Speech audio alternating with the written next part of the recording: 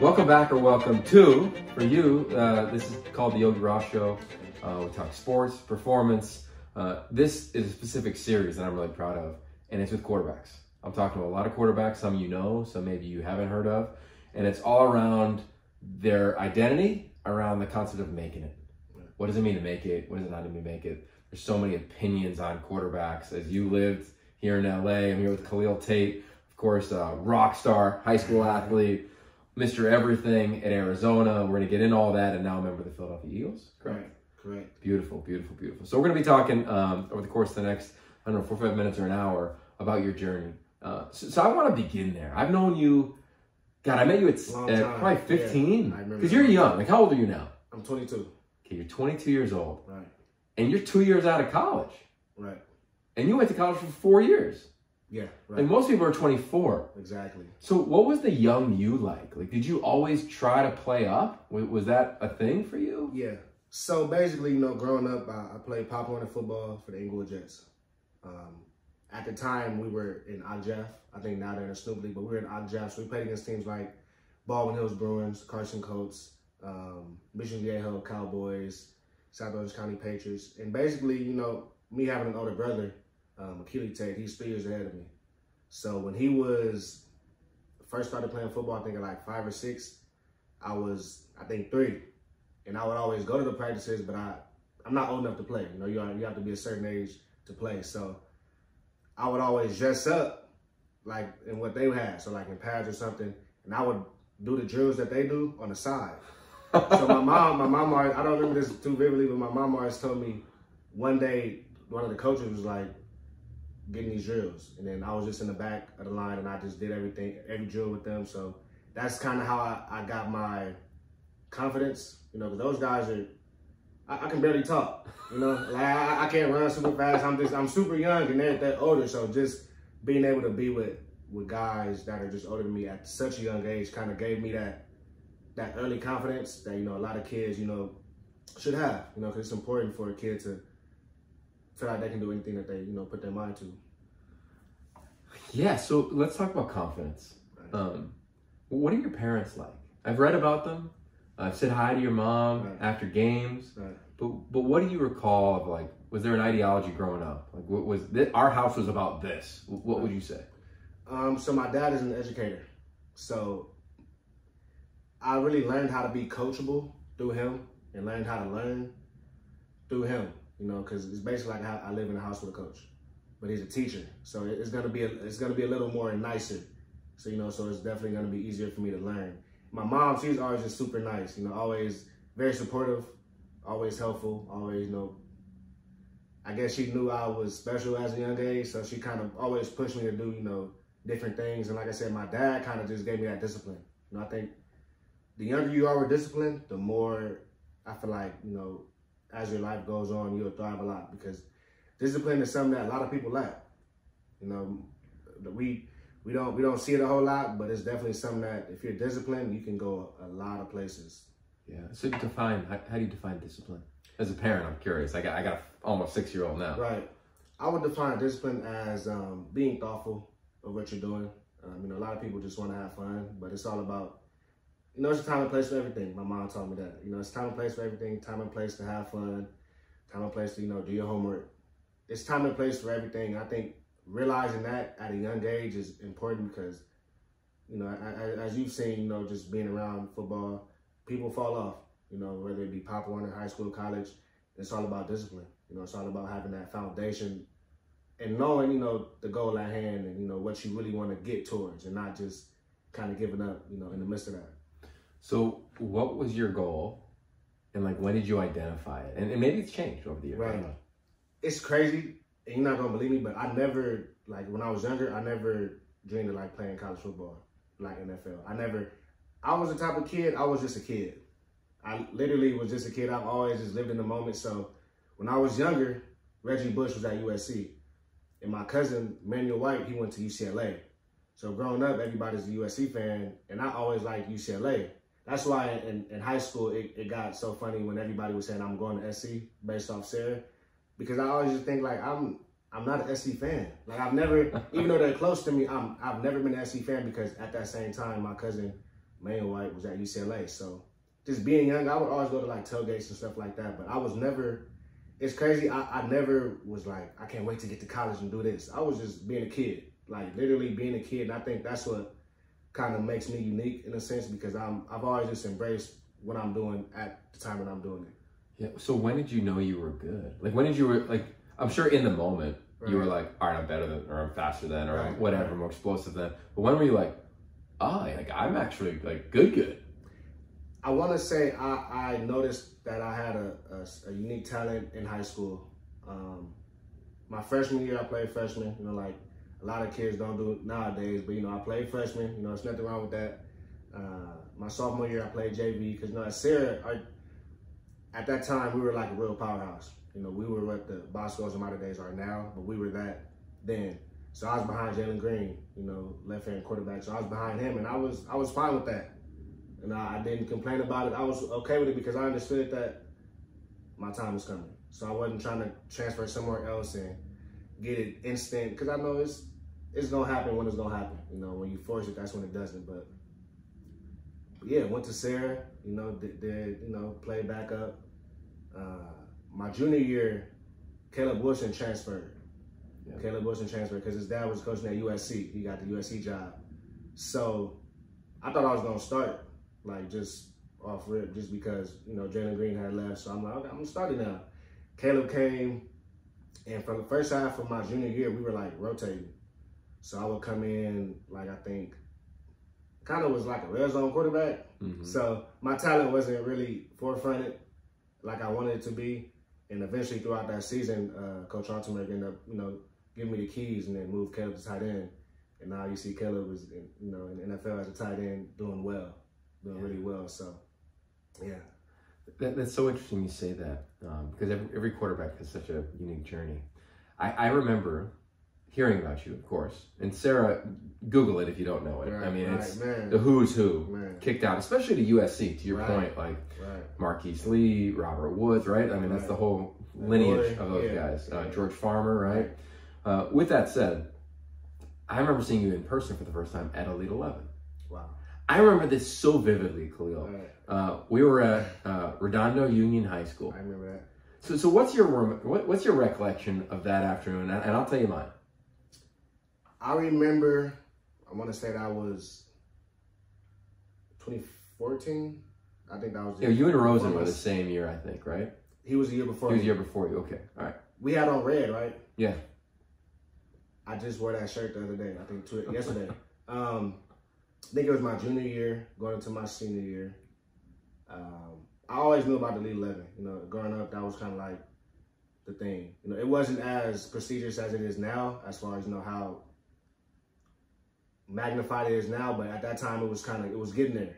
So I went, you know, of course, you know, I wanted to do well, wanted to do my thing, and I didn't end up making it to like the next stage, but I definitely enjoyed my time there though. It was a great camp. It was just being around different quarterbacks, because you know, you always, as a kid, you work out with different quarterbacks with like a different coach, but just that Elite 11 name kind of gives it that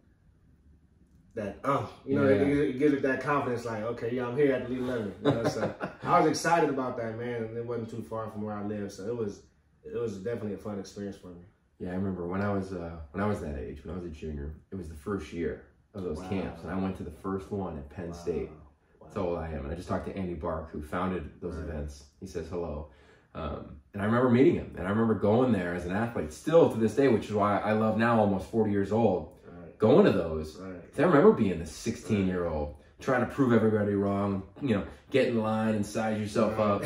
But what I recall about that day for you, and it's so interesting you say you always lived in the moment, because I think about that, and you did, because you played quarterback, and you're like, yeah, I'm going to play DB. You went and played corner, played receiver. Like, you didn't care, and you were better than everybody. And not in a, didn't care is probably not fair, but you weren't like worried about how am I being evaluated, how am I comping. You were just in the moment.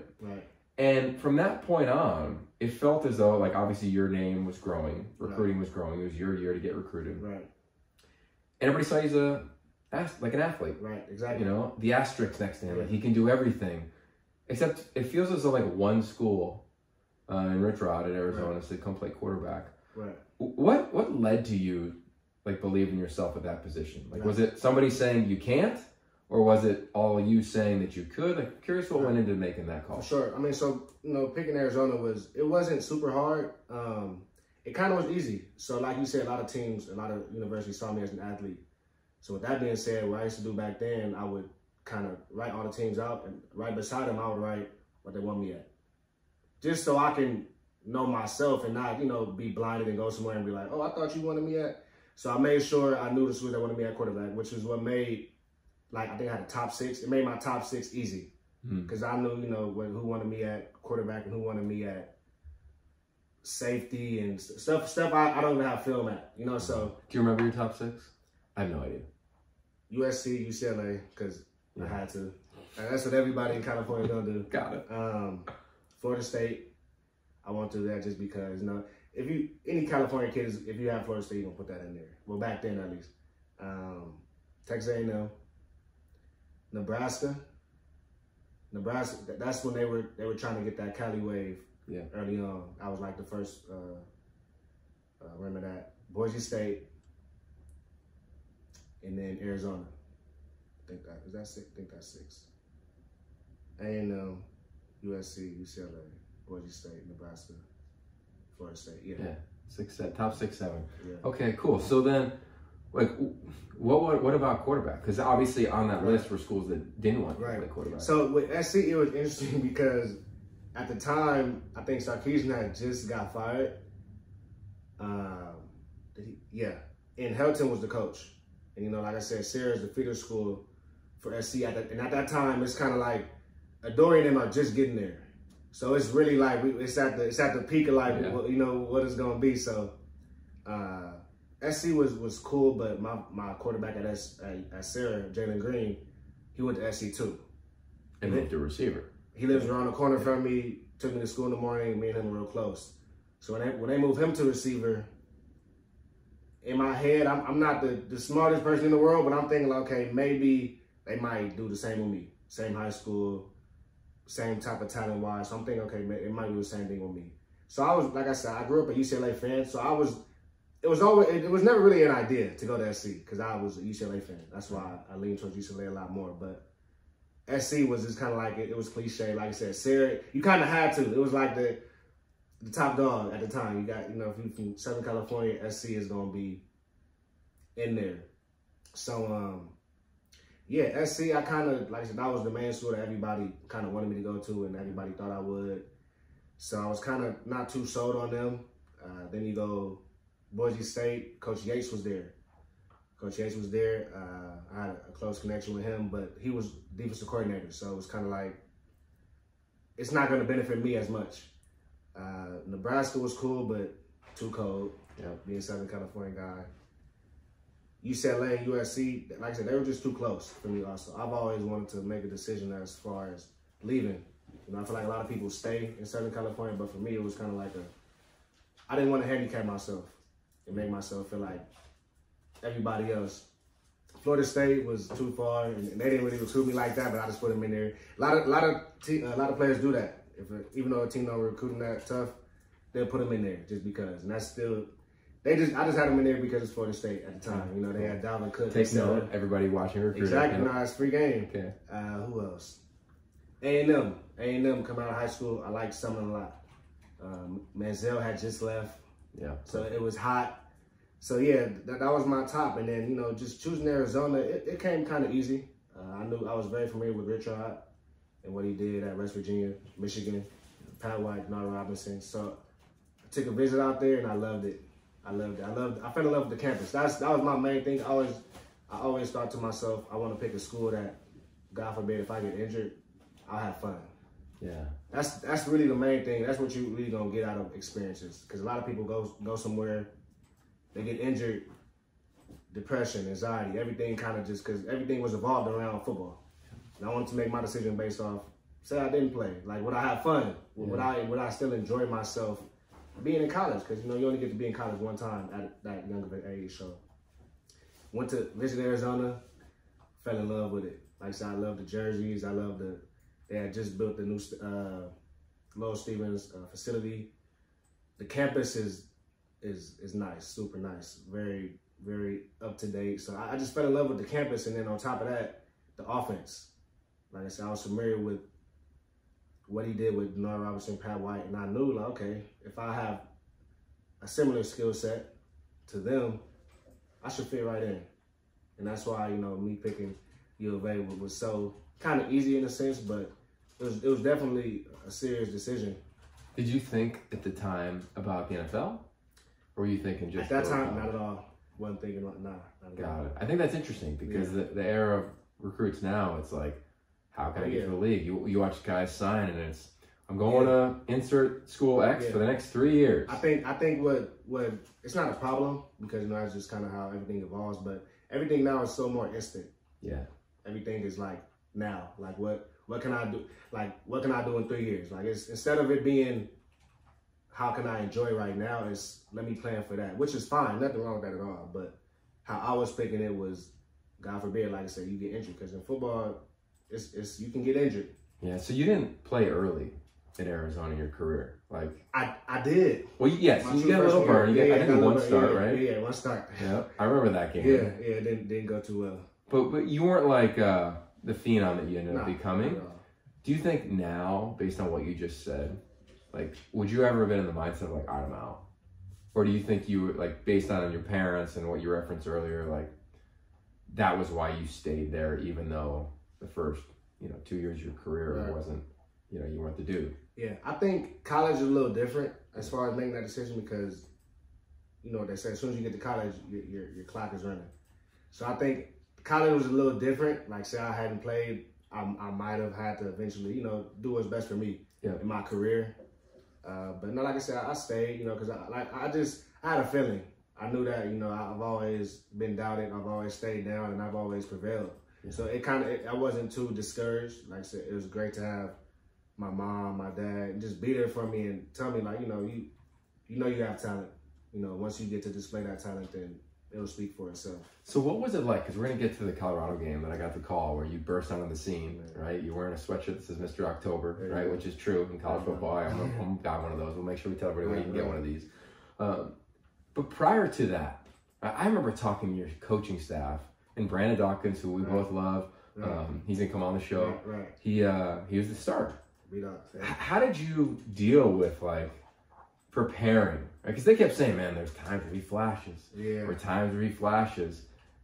Just kind of curious, like how do you operate? So when I first got to Arizona, I came in early. I was 7. I had just turned 17. Crazy. So in October of my senior year, I turned 17. October 23rd. That January, I was in college. 17 years old. So I was super young. I will admit I was super immature. I mean, I feel like but I feel like a lot of 17-year-old kids that, leave high school early, they're going to have some, very immature, just ways, just being young, because you don't know anything better. So when I got to Arizona, I wasn't upset that I wasn't playing, but I kind of, like I said, I've always embraced what I was doing. So I kind of was just being a freshman. Yeah. My mindset was, okay, I'm not going to be a starter, so I'm probably redshirt. And at that time, a lot of people don't know either. That's before they changed the rule. Yeah. So that was when the rule was if you play any type of league game, one snap, you're done. Now they have the luxury of playing a game, didn't do the good, okay, you got 3 more. Yeah. Then, or that year before, it was you play one league game, that's it. It's no coming back. It's no 1 snap or 2 snap. You play a league game, that's it. So I was young, super young, 17 years old. So I didn't really expect to play. So when I did eventually play a little bit my freshman year, I kind of was nervous because I wasn't prepared. You got to, as a quarterback, college quarterback, NFL quarterback, you got to be prepared. So me not being prepared, I wasn't too surprised that, me not doing super well. So my sophomore year came up and I kind of, had a spring under my belt, or 2 springs under my belt now. So I was a lot more confident. Like, okay, I feel like I paid my dues. I'm in my second year. I have the talent, So I assumed like, okay, I'm gonna start. But it didn't work that way. I was the backup for the first 4 games, maybe first 4 games. And the year before, we were 3-9. Right. So the second year, it kind of felt, I kind of had a feeling that we might be going down that same type of path. Like, I don't see nothing that's really changing. So we ended up getting to my sophomore year, and then, yeah. Then it happens. Right. So, do you remember the morning of that game? So it's crazy. I remember the week before. So we had a bye. I think we were 2-3. Like I said, the year before we were 3-9. So I had a feeling, and I think a lot of people on the team had a feeling like we might be going down the same path. So we had a bye week, and on that bye week, I went back home and I went to go see Sarah play. They were playing against Chaminade. You know, Sarah and Chaminade is a pretty big game in the Mission League. So went to that game on my bye week, and everybody asked me, what, you know, you got, because I haven't played yet. So everybody like, you know, how you doing? And they know I haven't played, so it's kind of like I'm not playing a lot. So basically, I talked to my coach. I talked to Altenberg, and he'll tell you. And I talked to him, and we had a conversation as far as after the game, like, you know, how I should, you know, continue to carry myself. And I told him, he'll tell you, I said, if they put me in the game, they're not going to take me out. That was the week before Colorado. That was just that was me having confidence in myself, like I said, and knowing, like, okay, if I do get an opportunity, I've always started. So once I get the opportunity, I'll do well. So I told Altenberg that. Week later, watching the game, and it's crazy because I hadn't been super locked in all like season or those first few games. But that game, for some reason, I was just really into it. Like, I was really just watching. I was really into it. So when I got called, I kind of was surprised, like, oh, it's really happening, like, right now. So got called in, and then, you know, I was super nervous because, you know, Colorado, I don't know if it was sold out, but it was super big game, packed. Yeah. Super packed. So I was a little nervous, you know, so after, like, the first few plays, kind of, you know, got a good feeling, and then went from there. Yeah, I think it's safe to say you got a good feeling. 327 rushing yards later, right? I called that game, and I remember watching, unfortunately, Brandon Dawkins go into a tight sideline. Right, yeah, super tight. They need to do something about that, because the more I look back at it, it's not a lot of space. There's no space. It's so much so that you may not know this, but in TV, if you're doing the sideline, you can only stand one half of the field, because you can't cross through a sideline. Right. So you have to, like, climb up through the stands if you want to get to the other side. That makes it, wow. So, like, you want to get to that end zone, the student section, or that open end zone where they kind of have snow and snowboard down every once in a while, or they used to at least. Anyway, it's tight. So he goes down, and I'm like, here comes Khalil. And I had talked to Rich Rod and your OC as well on the field pregame. Right. And they said the same thing. They said, man, if he gets his chance, like, he ain't going to come out. And you get your chance, and you don't come out. Right. You go on an unprecedented run. Right. I mean, you're Mr. October, right? 4 straight Offensive Player of the Week awards in the Pac-12. Never been done before. And it felt, even calling the game, like, every once in a while, like, you know, see something on social media of calling that game. Right. And it almost felt like you weren't running hard and still pulling away from everybody. Like, it looked so much easier. It probably felt like your brother when he was 5 and you were 3 playing against you. And that's not disrespecting anybody you played against. That's just the truth. What do you remember about that? Like, were you conscious enough to be like, dude, like, I'm MJ, I'm LeBron, like, you were in your zone? So I'm going to tell you what's so unique about that. So Philip Lindsay was with Colorado, right? Sure. That game, he rushed for like 285 yards. He went off. So he had a career game. Career game. I think the person that beat that record was a person last year from Colorado, the running back. Yep. But he had a career game, 285 yards, I think, on like 30-something carries. But he did well. So what a lot of people don't realize about that game is it was tight. It was a close game the whole way. So whenever I would go on the field and break for 60, 40, sitting on the sideline, Philip Lindsay's running hard. So we going back and forth in a sense. So it's kind of like I didn't even like know what was going on. So after the game, when they said I rushed for 327 yards, I was just kind of like, oh, like I didn't realize it because it was such a back and forth. Yeah. You know, so it was that game right there was one of those. It was one of those. Yeah, I go back and watch that often. JB Long, he was the play-by-play. What an epic night. But it continues. Right. You know, the first game that my now wife came to, we weren't married at the time, was Cal. At Cal. And it's like our first road trip as a couple together, right? And it's cold, and you just happen to go to double overtime. Man. She's like, when is this game ever going to end? Like I didn't sign up for this. Totally. She's in now. But with that being said, describe that 4 weeks. Yeah. You know, when you were in it. Right. And then describe it looking back on it. While I was in it, I will say it was like a movie. Just because I don't know anybody personally that had done what I was doing at the time. Nobody else does either. And more specifically at my school.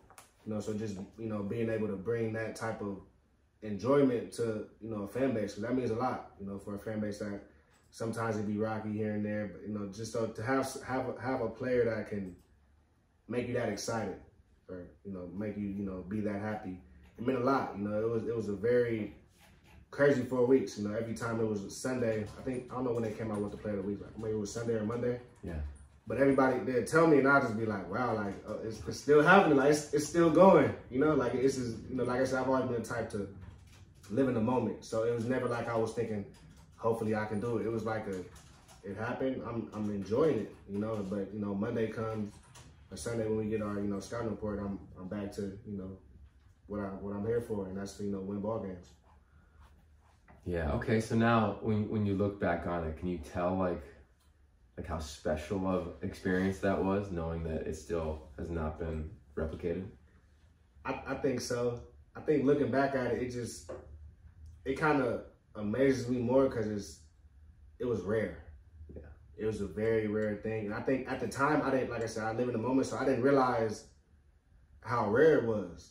But you know, when I look back and see videos or see clips of people sending it to me, I think like, wow, that happened.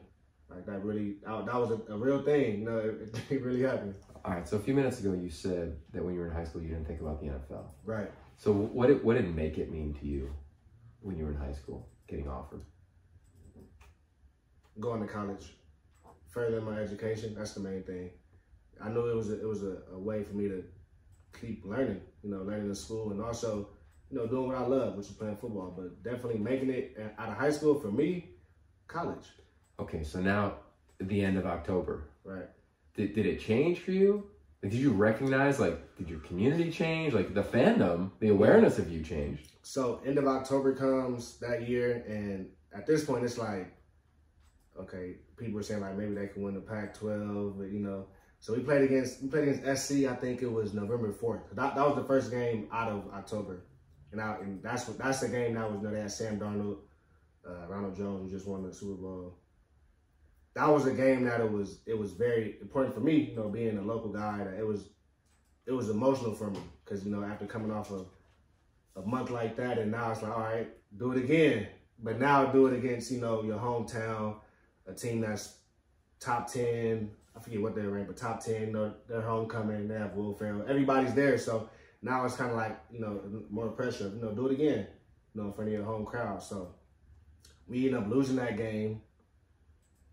And it wasn't a blowout. It was, I think they had us like the first 3 quarters or the first 2 quarters, but I think we ended up coming back, and it wasn't a pushover. It was definitely a game that, you know, they grinded for, and we just didn't have enough girth to, you know, really compete at, you know, at that level. You know, I think they ended up going. I think they won the Pac-12 that year, but yeah. So after October. November it felt good still, because after that game, people still knew, like, okay, the fan base knew, okay, we have something. We have somebody that we can, you know, lean on, and somebody that we can count on. You know, after that, we ended up, I think we maybe won one game that month, so it kind of ended up dying down, but people still had a high hope, very high hope.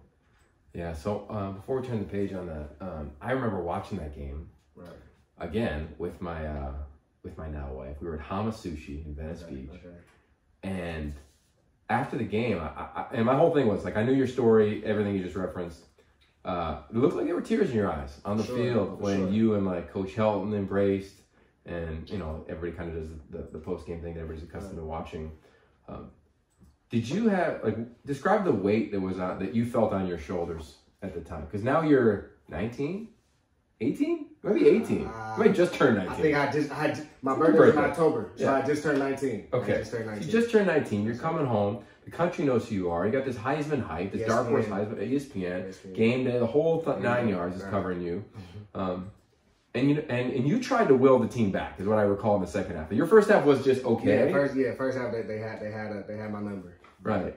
So what was that like on the field when if you could take us into the moment? Because I think fans often we see the armor, right? Especially yours at the time. You're superhuman, right? Insert headline. It existed for Khalil Tate in that month, but there's a human underneath that. That has a heart and a soul and a family and a life and parents and an upbringing and a story. So. Yeah, what do you think the headline should have been after that game? Like I said, circling back, just me being the type of person I am or being in the moment, it meant a lot to me because, like I said, in high school, when you go to Sarah, that's the pipeline. So that's, even when I'm in college or I'm at Arizona, people still saying, he's supposed to go to SC. So in October, while I'm doing good, he's supposed to go to SC, et cetera, et cetera. And SC fans know that. But, yeah, that game comes up, and it was emotional for me. It was being home, like I said, a lot of people from Southern California, their goal is USC. I think I can recall one of the stats from that game was, I think out of 25 players from Southern California that was on my Arizona team, I was the only one with an SC offer. Which means a lot, so it was super emotional for me. I had a lot of teammates that I went to high school with that was on that team on SC. And I just wanted to win. I knew that, they were the top dog, and not me, myself, like I said, me just being the person I am, not going to SC.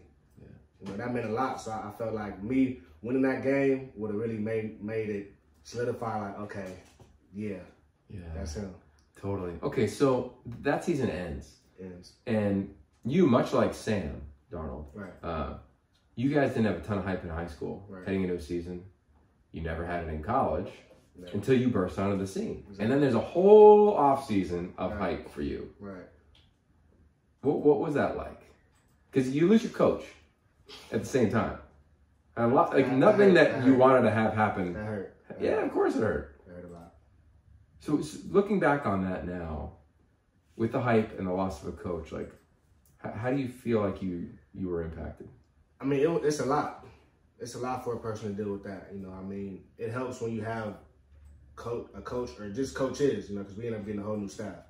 So it just helps to have, someone you can kind of lean on in that case or in that situation. But at that time, they let go of Richard. I think that was it late December? I think it was after signing day. Yeah, it was after the early signing period. So yeah, late December. It was late December. And so I think we hadn't got back to school yet. But it was kind of like, for me, it was a mixed emotion because it's like, okay, the person that recruited me and gave me my opportunity, gave me my chance to burst on the scene and, have the success that I have now going into the offseason. He's not here anymore.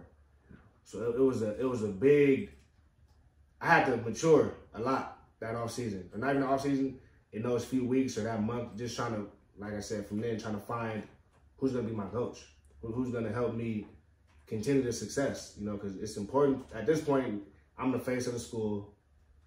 I've made a pretty, put a big step on the Pac-12, and I'm kind of giving the country something to look at in the Pac-12 after dark. Because it's not, they don't give us a whole lot of credit because we come on late. We don't have 5 teams in the top 5 or top 10, so we don't have a lot of credit. So for me to do what I did, I feel like I had the whole Pac-12 behind me. And did making it change? Because now you're heading into a draft eligible year. Like, were you thinking about that? For sure. At that point, I was thinking NFL. I'm like, okay, after this year, keep the success going. It's a no-brainer. Yeah, no-brainer. Because it's crazy. A lot of people thought, I don't know if they think it's like college basketball, but a lot of people thought, why didn't you just leave after your sophomore year? Like, it's impossible. You can't do that. You have to be in school for 3 years. So give yourself, if you had to evaluate yourself, right? You're an athlete, you're a pro athlete now. Like, how would you evaluate how you did during the transition? Right? Because there's a lot of news about athletically, as far as how you helped, how you dealt with it. Because I tell quarterbacks this all the time. I say, if your OC is there for your entire career, you're there for 4 years, that's love. You're probably not that good, right? Like, because if you're really good, he's out after 3, right? I really think coordinators' shelf lives are usually probably 3 years, unless they're They want to stay, right? Right. We've seen that at Clemson. Right, for Coordinators sure. want to stay because of lifestyle, etc. But I'm saying, surely, like, just based on talent production, your coach should probably leave. Yours did. It wasn't. It was an off the field issue. Right. So how do you think that you dealt with it? Because you were the face of it. So that means everything's scrutinized, right? Your tweet is scrutinized, the way you walk, everything is scrutinized. And were you prepared for that? Because it was, again, the first off season. Right. You had any legit attention. I think I handled it well. I think the way I handled it should be a blueprint of how anybody should handle that situation. For me, we lose our coach, and it's like, okay, now we're looking for a coach. But do I want to take that responsibility and help look for a coach, or do I want somebody else to have that control? Me being a player and being a quarterback, I want to have say-so in who's going to coach me. You know what I'm saying? Like, I want whoever's going to coach me, I want to have a say-so in that decision. So I think we were looking. I hadn't talked to Dave Hickey yet, who's the athletic director, or President Robbins, who's the president. I hadn't talked to them yet, and I think I ended up hitting them up one random day, like, what's the plan? Like, because I'm at this point, like, I'm the face. I want to make sure that I'm being looked out for as well. Right.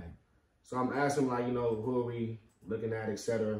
And a lot of people don't realize this, but, like, with these tweets, people don't be knowing, or, like, players and coaches, sometimes they just come from anywhere. Right. They don't know. It's not always from the players or the coaches, but I think I saw a tweet that said, like, Arizona closing in on Navy coach, and I didn't know anything about it. Right. But all I think of when I hear Navy, triple option. So automatically I'm like, wait. At least tell me and ask me, because I'm the quarterback. So we're changing the whole offense to something, and I don't know if, he would have catered the offense more towards me and, showing I can throw. But like I said, at this point, I'm draft eligible. Right. So I'm thinking, like, okay, if I'm draft eligible, I don't want to win a triple option. I don't want to give up my quarterback goal or dream that easy. So this is when I saw the tweet, and I'm kind of just, like I said, nobody had talked to me. Yeah. So I took it under myself, like, okay, let me say something. Let me defend myself. I feel like a lot of people don't defend themselves, and then they get buried. And then, when you don't defend yourself, you can't complain about saying something because you didn't say anything. You had the opportunity. Yeah. So for me, I made a tweet. Like, I didn't come here to run a triple option. Made that tweet. And I don't think at the time I knew how powerful, like, those words were. But looking back, it makes sense. And like I said, I've always been the type to, I know what I'm doing. Like, I'm deep down, I'll understand what I'm doing and what I'm getting myself into. So when I make that tweet, I think I let it go. Or I think it was up for a little bit, but I ended up deleting it. I think that's when I realized, like, people be screenshotting still, like, fast. Hello. So I think I ended up, like, getting messages and they saying, like, you said this? I'm just like, yeah. Like, I thought I deleted it, though. And then I think we ended up not going after him, which was, for me, I was kind of, all right, that's my plan. Like, because if I can't talk to, if they aren't communicating that with me, I have to take it upon myself to defend myself, right, in a sense. And, do what I think, personally, is best for the program. So, yeah, I made that tweet, and then we ended up not going with, or I don't know, how, randomly, he just was not he was not of interest anymore. So I was just kind of like, okay, like, cool. I guess that worked. So then, we're still looking, and Sumlin came up. And for me, I was interested because, he had worked with Johnny Manziel. And out of high school, when I told you, he recruited me. So I was familiar with him. So I think he was the only one that I was really familiar with. Like, okay, he worked with a mobile quarterback. He recruited me out of high school. For me, it's like, no-brainer. Like, oh, yeah. So, I talked to Dave Hickey, President Robbins. And, we had our, we used to go, like, to the basketball games. We'll be sitting courtside, and I'll just be talking to them about, like, what I want to do. And he'll tell me his what they think. So we end up going with Sumlin. And then, yeah. Yeah, crazy. And we're going to get to Arizona football and the current state of it. Oh, yeah. I'm going to be going out and calling their spring game on the 24th of April, which will be the last. Wow. But I want to stay on, I saved these. Wow. So this, for those at home watching on YouTube here, it's the Sports Illustrated cover of Khalil. And every year, I don't know why I do it, Right. But today, prior to you coming over, I was like, oh my God, I think I have it. Yeah, when you look at this, what's the first thought of you? Because it says, quote, he's the nation's best QB, Right. hand him the Heisman. Right. You didn't play a game yet in your junior year. Right. That meant a lot to me. Anybody that's on the sports illustrated, to me, it's like being on a video game cover. Because it's something that's going to live forever. Like, you still have it. It's something that, it doesn't go away. It's not like a tweet or something. That's going to be an issue for 2018 for, forever. And for me, it means a lot. Just, like I said, there's always been a person that's in the moment. I've never tried to do that, if that makes sense. A lot of people try to do that, and that's where things kind of go wrong. But I never tried to do that. It just happened. I never asked them, can you put me on the... I didn't... They came to me and was like, yeah, we want to put you on it. And I was just kind of like, oh, okay. Like, I didn't know what it meant at the time. I was just kind of more shocked, like, magazine cover. And then once it came out, I was finally like, wow. I was very, very excited. Like, this is... I think it came out my parents' anniversary. That's the day it came out. Wow. And your parents were high school sweethearts. Yeah. I forget what year their anniversary, but it came out the day it came out. It's August something. It came out the day of their anniversary, and I was just like, wow, that's August 13th. I didn't try to do that. You know what I'm saying? Nothing that I've ever done has been like, I'm trying to do this. I've always lived in the moment and done the best that I can do at the time. That's awesome, man. What a cool story. Okay, so your career kind of has its ups and downs from there, right? You're injured. A bunch of different things happen, but you maintain the quarterback. And to me, you don't leave early, and you finish your degree. And I want to circle back on that because I'm not only going to sell college as like you're just a student athlete, right? Like I get it, like you're an athlete, you want to go play sports there, but those that take advantage of the degree, I think just set themselves up for the future. And the experience too. That's another. Amen. Very important thing because you don't want to be too. You love football. You want to be locked in football, but you don't want to handicap yourself. Right. And you didn't. And I say that because you got known in a one night, then two weeks in a row, and then that October we referenced. That's where you got known. Right. And nobody really knows you as like the student. Right. And until I talked to like some of your friends with your parents, they unearthed like how hardcore your family was around education. Like, so what was it like being like, all right, I'm gonna get a degree, and now you're not on Sports Illustrated cover anymore. You're heading into your final year. Right. What was the mindset in your final season of eligibility in Arizona, knowing what the future may or may not become? Right. Well, my mindset was really just to finish strong. Anything I've ever done that I've started, I've always finished it, regardless if I didn't want to. If I didn't want to, I finished it just because I understand the importance of finishing. A lot of people can leave. You can do whatever you want. You can leave whenever you want. It's your option, but I think it speaks volumes when a person is able to bear down and just embrace what they're going through and not shy away from it. Yeah, I love that. Okay, so your senior year ends, and I remember reading about you, and I do all the draft coverage for the Pac-12 networks. I can't wait to talk to Khalil. Right. And you're training with Donovan McNabb. Right. From the outside looking in, you're trying to play quarterback. Right. And then, March 13th or so hits. You don't have a pro day. Right. COVID, changes the world, but it also changes your world. Yeah. So sure. What's been your experience of the last year? Because you didn't play football for the first time since you were like 3 or 2, I guess. Yeah, that's a lot of people may not understand, but that's so different. I've been playing. Well, I've been every year since 2001. I've been doing something from middle August to at least December every year of my life. Mm-hmm. Pop Warner, high school, college. So when one year I can't, it's kind of like, you go through your withdrawals, like now it's Saturday or Sunday, you watching games, and you kind of like a fan.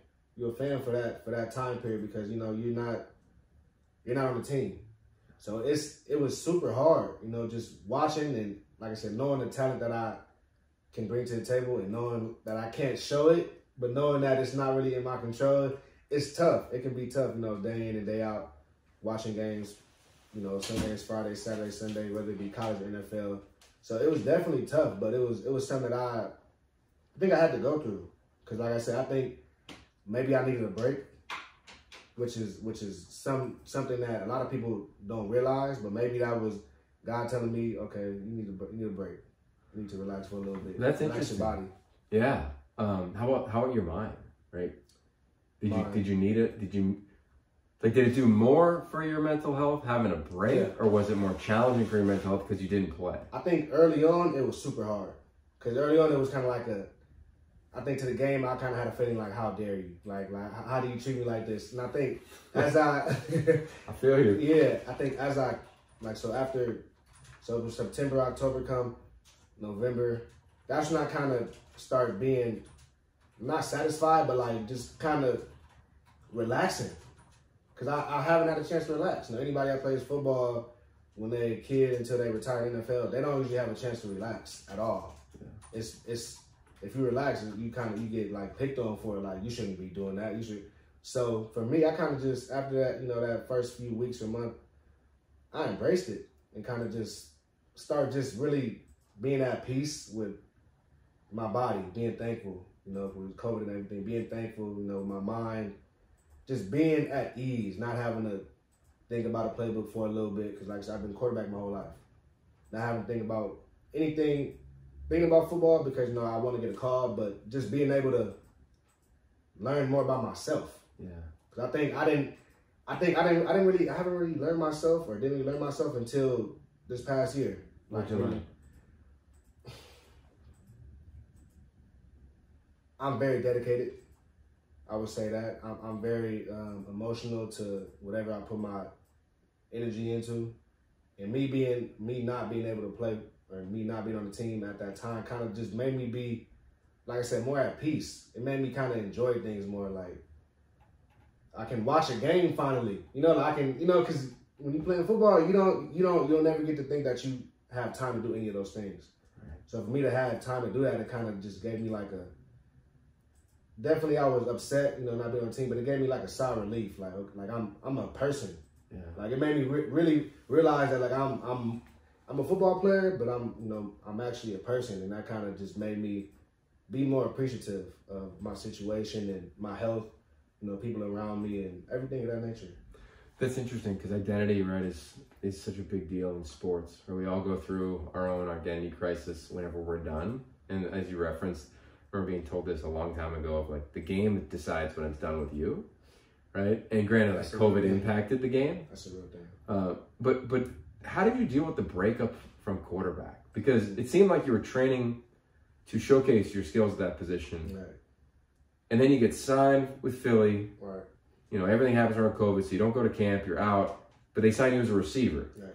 It's like, how did you, was that like turn the page, rip the Band-Aid off real fast, all right, quarterbacking is done? Yeah. Or was it, all right, I'm going to be like Antoine Randall, or was it, like, what was it? Was it hard? I think for me, like I said, just realizing the situation I was in, it was more out of my control, which kind of put me more at peace. So I'm assuming, say COVID didn't come around, or it wasn't a thing, I feel like I probably would have been able to have a pro day.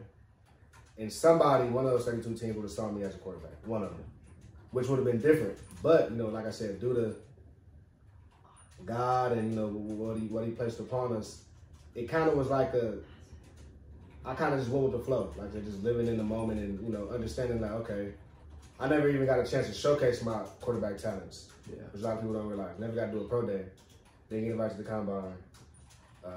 So I never even got a chance to show it, which kind of leaves me at peace a little bit, just knowing that I did everything that I could do to make sure I was ready. It's not like I wasn't working out or wasn't ready and then it didn't happen for me. It's like I did everything that I could, and it just, you know, they ended up wanting me as receiver. So I kind of just was embracing it, thankful that I can do that, you know, because I could not be able to do nothing. It's kind of like, oh, it's over for me, you know? Yeah. So did you ever have the thought of, well, if I went to one of those other 7 schools or 6 of the 7 schools and played receiver, then maybe I would have been a first-round pick or receiver. Yeah. Like, would you have traded that experience for for this experience, the SI cover, Mr. October? Not at all. I mean, it's, for me, like a lot of people always ask me that question, but for me, it's like, I wouldn't be who I am, and I wouldn't be speaking to whoever I am that day if it wasn't for what happened, or, you know, everything I went through in my career. Because it, like I said, it kind of just, I look at it deeper than football. It kind of like, I feel like a lot of people respect me more, or like a lot of people that need to respect me more based off of what I did at Arizona, you know, how everything transpired, how everything ended. And that, those are people that I want respect from. I don't want respect from anybody. I just want respect from people that are genuine with themselves first, because that's what means a lot to me. So, speaking of respect, how has your respect grown for the receiver position? Being a former wideout here, you're in my home here. Right. You see, there's like one football photo, but it's me playing wide receiver. It's grown a lot. I've always been familiar with it. I think actually having to like run routes and etc. kind of makes me be more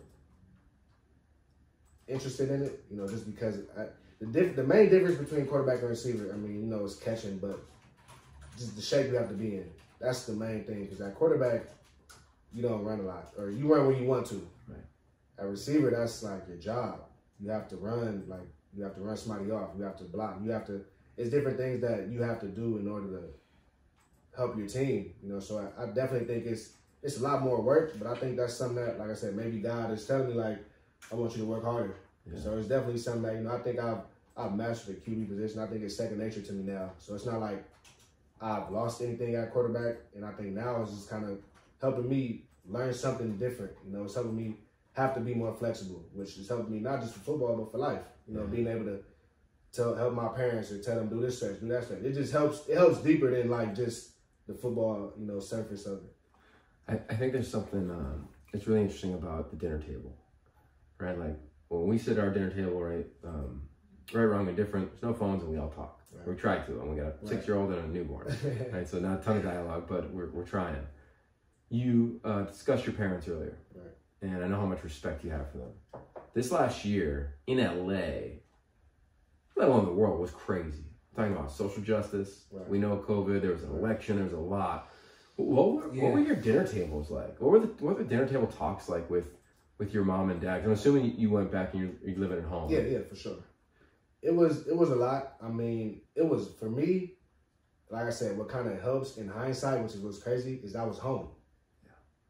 So if I was with a team, I wouldn't even be home to talk with them at all about anything that's going on, which is, like I said, for me, it's like it's deeper than football. So for me, it was important for me to know how they feel. And me being there was cool for me, because most of the time, like I said, when you're an NFL athlete, you're not at home.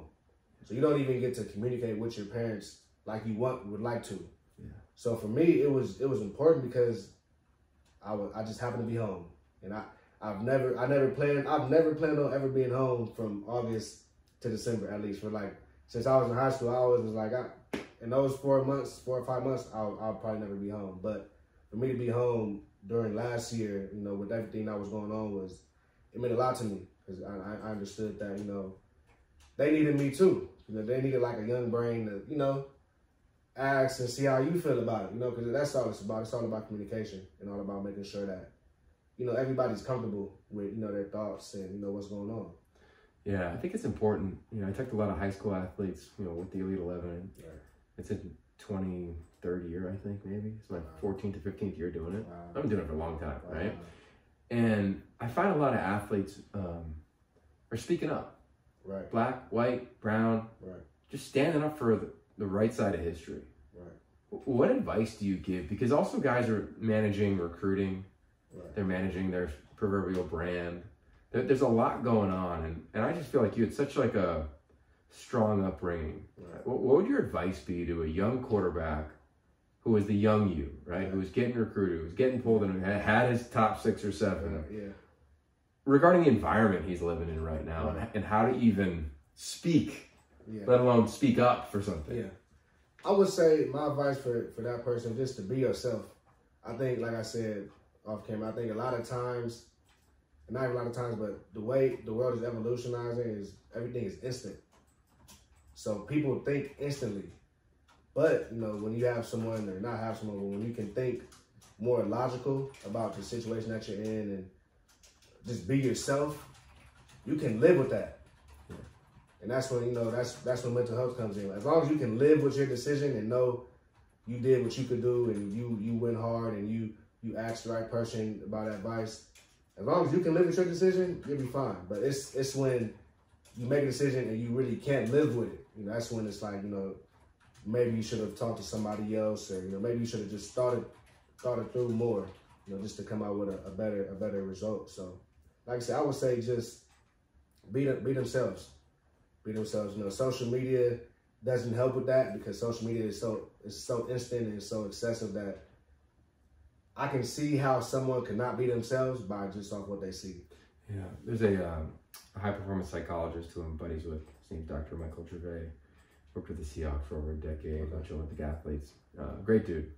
And I teach class to athletes around storytelling. And he came on as a guest and he said, the only way you can keep growing is if you read something, right, if you are journaling, and or meditating, right, or around wisdom. right. So for you, like I hear you talk and I'm like, you're around some wisdom in your folks. Right.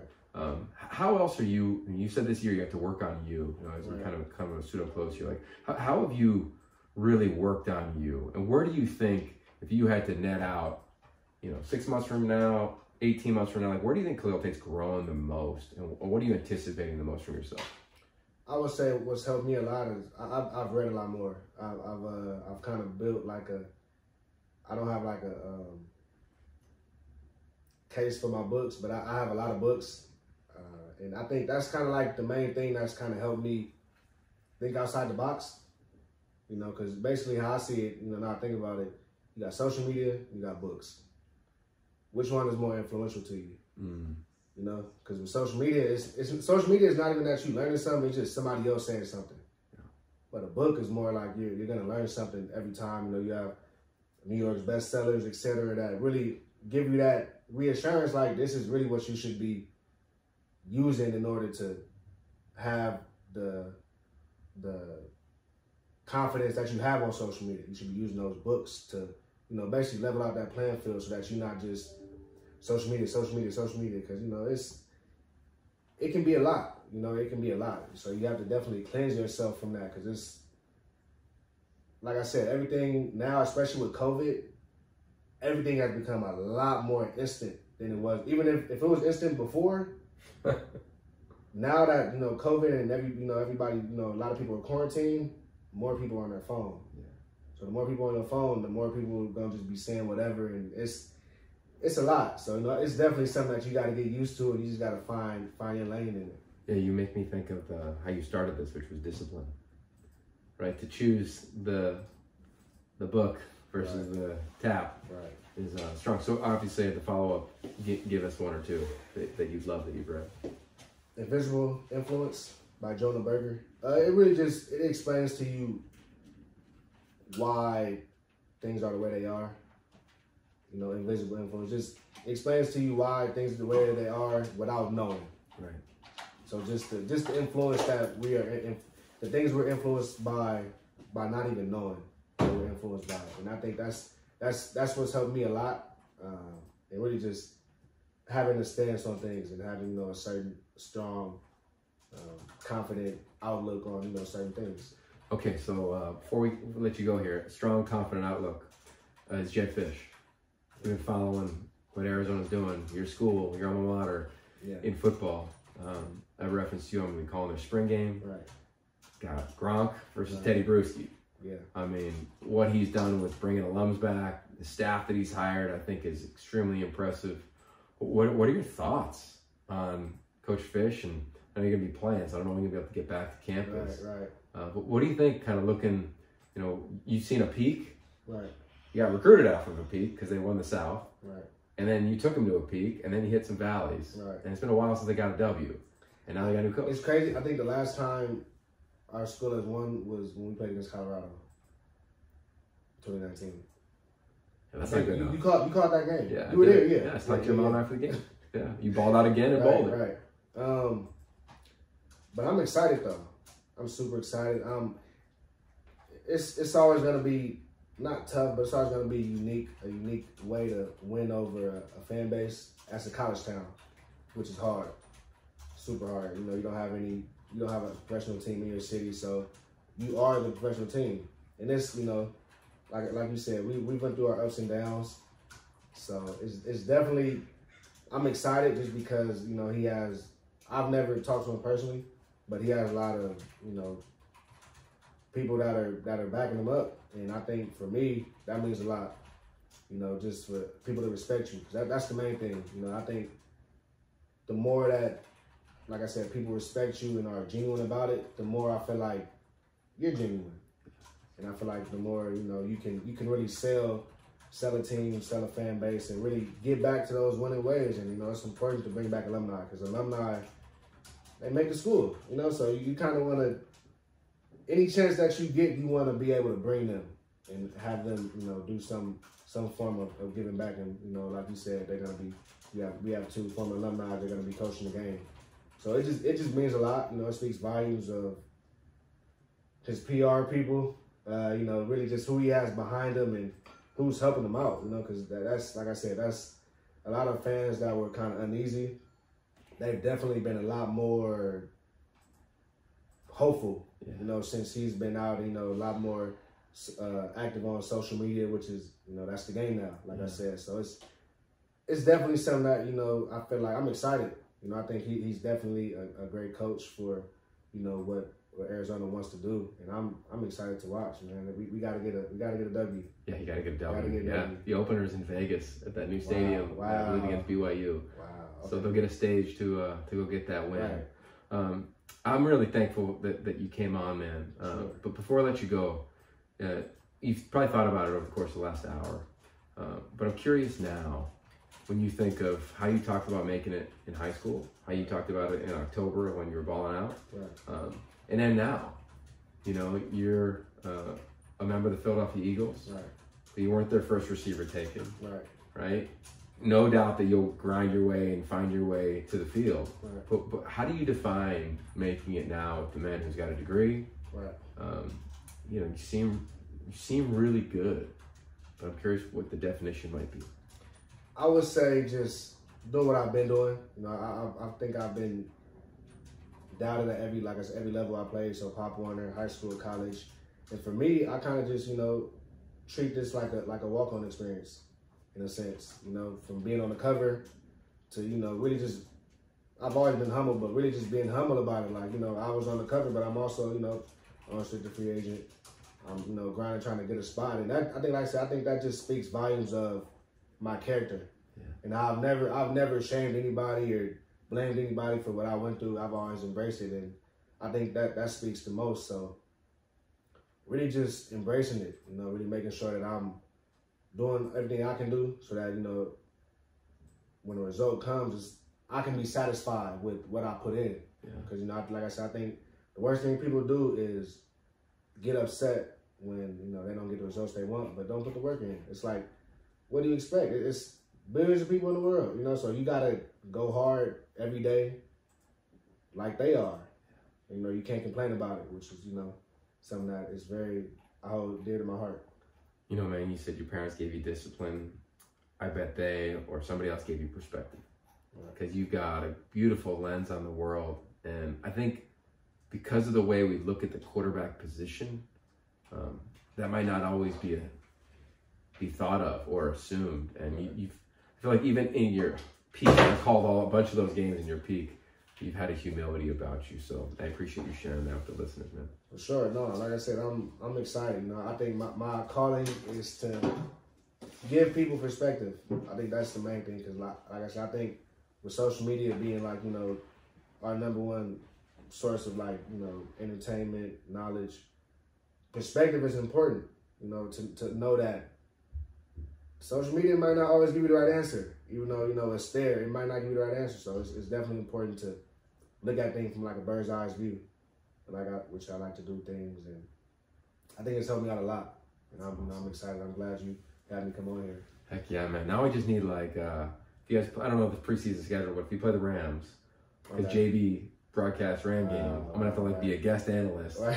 When you come in, just for like when you're on the field, I just gotta Right. insert myself in for that play. And away we go. Man, on behalf of the Pac-12 networks, man, it has been a joy. And even everybody at Elite 11, we track you, we follow you. Right. It's been awesome to stay connected over the years, man. So thanks for coming on. For sure. Thank you for having me. Yeah, anytime. And I know you get that inspiring broadcast career. You and your brother pretending you're Sports Center anchors. So yeah, no, I'm with it. You know, I'm definitely with it. I'm excited about it. I think, you know, in the Pac-12, you know, it helps to have you know, people like you that can help players, you know, with as far as how they speak, you know, the tone they speak at, just really answering questions, you know, having different workshops. So I want to thank you for being there for me and, you know, assisting me and walking me through, you know, being about knowing how to talk, you know, knowing how to talk on camera and knowing how to answer questions the right way instead of just, you know, saying anything. yeah, you've done a great job, man. It's been fun to watch you grow. You're just getting warmed up. That's Khalil Tate. I'm Yogi Roth. If you want any more of these conversations, go to yogiroth.com and make sure you subscribe to the How Great Is Ball newsletter. Khalil, make sure you get it in your inbox as well when you're featured on this series. And stay safe, everybody. We appreciate the love and support. Khalil, as always, man, this door is always wide open. Here's our home studio. Kindtail, if you're curious what that is, it's my wife's company. So for those of you watching this on YouTube, go follow Kindtail on Instagram. Maybe she'll write about it. All right, we're out. Peace.